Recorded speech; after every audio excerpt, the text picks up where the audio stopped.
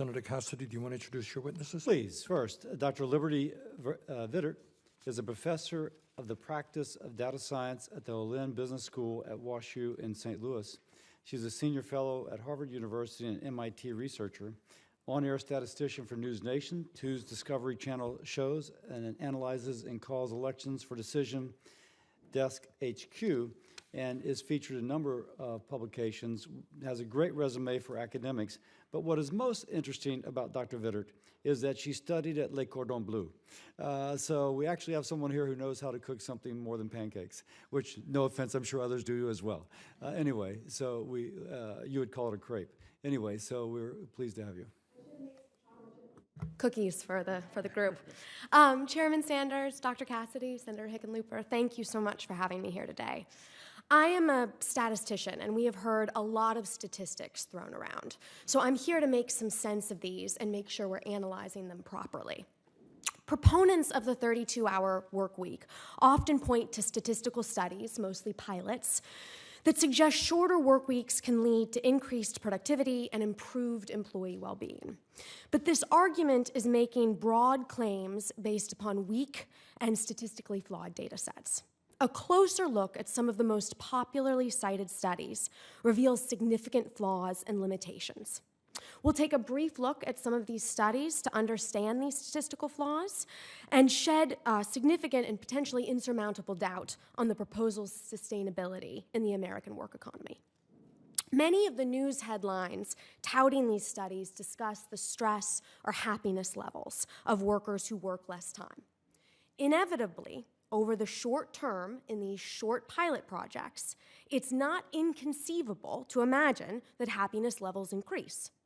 The question is, where does the pendulum end? At no work.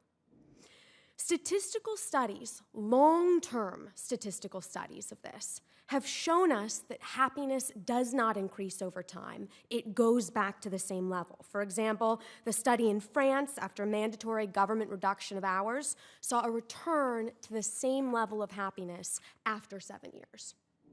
And if you want to see those same employees really stressed out, just see what happens where their employers lay them off to hire part-time workers instead, or have to close their doors because they cannot make enough revenue. Another major flaw in these studies is the self-selection bias. For example, the companies that choose to participate in some of these studies, like the 4-Day Week Global Study, are companies whose work tend to be able to be adapted to a shorter work week already, who can remove, quote, wasted hours. It is specifically only companies that are able to adapt to shorter work week that tend to participate, cutting out, as they say, extraneous meetings, coffee breaks, having more independent work, going to Zoom.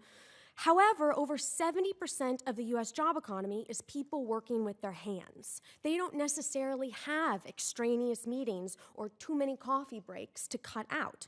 So statistically, you can't apply this type of cutting of hours across the entire economy. Also, given the types of companies that are potentially capable of cutting their work week, we could see a divide of the rich getting richer, having more time, and the poor needing to take on 3 part-time jobs in order to pay the bills.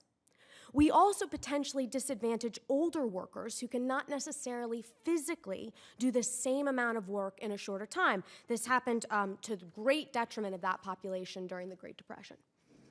In terms of increased productivity, by shortening the week, the statistics just aren't there, and there are specific studies that show the opposite. Japan tried it, as Dr. Cassidy said, from 1988 to 1996, and the result was not ambiguous. Economic output fell by 20%. Another largely touted study was in Iceland, which had a pilot program cutting the work week by about 4 hours from 2015 to 2019. The results were blasted all over the headlines as this overwhelming success. What is not reported on is that the Icelandic government, or rather taxpayers, now have to shell out almost $30 million extra a year to hire more healthcare workers because of this experiment.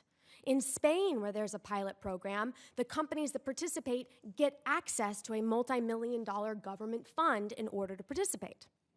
Microsoft also tested a 4-day work week by shutting down its Japan office every Friday for the month of August. The statistical claim is that this resulted in a 40% increase in productivity. This is a statistical fallacy, that correlation is not necessarily causation.